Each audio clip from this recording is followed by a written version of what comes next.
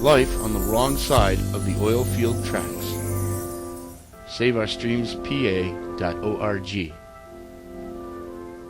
The industry can be broken down into two distinct groups, the old and the new. And while Governor Tom Corbett promotes the benefits of the new unconventional drilling industry during his re-election campaign, oil rises up from the shadows of the dilapidated pump jacks of the old, revealing a long history of a dysfunctional agency charged with the oversight of both the old and the new unconventional drilling.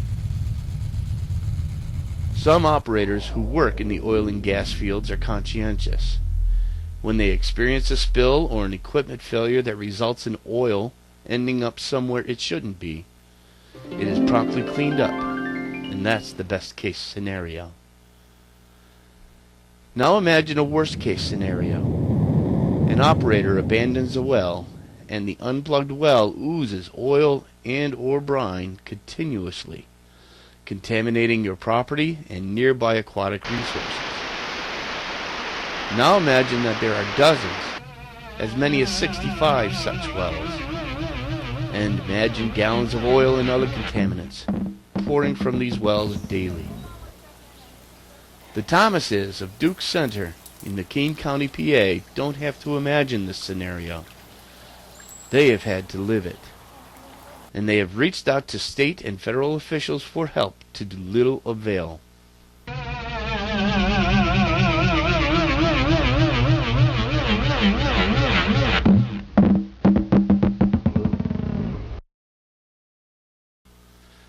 The scenario has plagued the Thomases' lives daily for decades. The Pennsylvania Department of Environmental Protection's well records are incomplete. It's a mystery how many of the wells on the Thomases' property were pumped by the operator who passed away in October of 2012. An even bigger mystery is why Pennsylvania's officials haven't been able to figure out how to stop the constant flow of contaminants from these wells, allowing the plumes of contamination to grow and spread downstream.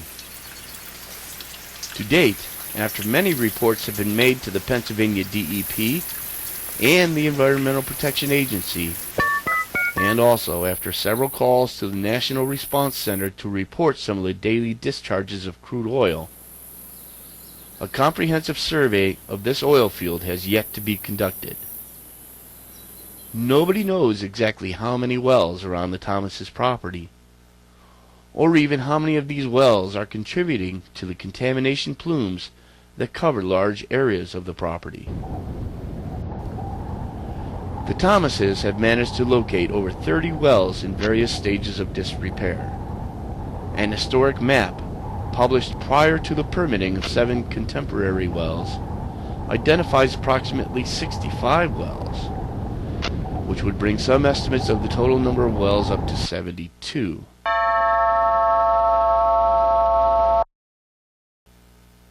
But early oil and gas operators did not always document every well, so there may even be more wells hidden among the forested hills and heavily vegetated wetlands included in this 40-acre parcel.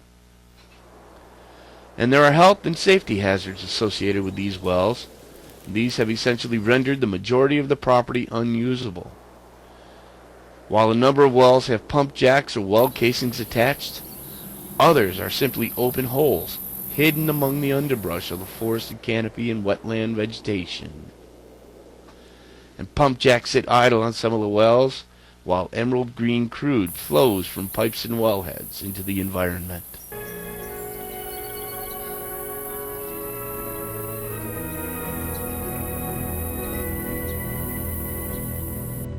In some areas, the ground is completely saturated. Brine flows continuously across these areas, ultimately reaching Knapp Creek, a tributary of the Allegheny River. Broken pipes, tangled wires, leaking oil, and brine tanks litter the oil field. Large tanks surrounded by dark oil stains are leaking oil and other fluids, while while the unmistakable oil-fueled odors and gases permeate the air. Many abandoned wells constantly pour natural gas into the atmosphere, contributing to climate change while these gases pour into the atmosphere and as the contamination plumes grow. Pennsylvania DEP officials and their representatives from the deceased operator mull over how to divide the oil pie and draw straws to figure out who's going to take the first bite.